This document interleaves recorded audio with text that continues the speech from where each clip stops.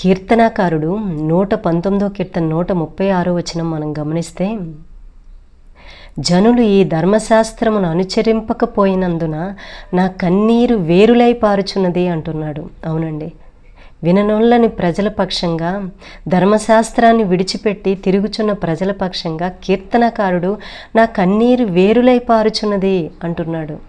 ఈరోజు నశించిపోతున్న ప్రజల పక్షంగా, అయ్యో ధర్మశాస్త్రాన్ని గుర్తెరగని ప్రజల పక్షంగా, ఇంత గొప్ప రక్షణను నిర్లక్ష్యపెట్టిన జనుల పక్షంగా ఈరోజు కీర్తనాకారుని వలె మనము ప్రార్థించామా? కన్నీరు విడిచి వారి కొరకు భారభరితమైన హృదయంతో మనము ప్రార్థించగలుగుతున్నామా?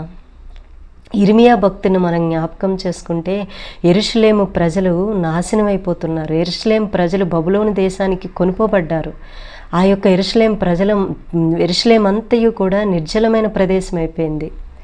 ఆ యొక్క బబులోనీయులు వచ్చి ఆ యొక్క యెరూషలేము దేశాన్ని కాల్చివేశారు.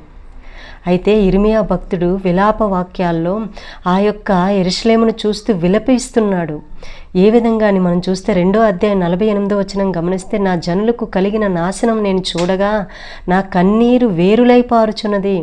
యెహోవా దృష్టి ఉంచి ఆకాశము నుండి చూచి వరకు నా కన్నీరు ఎడతెగక కారుచుండును అంటున్నాడు.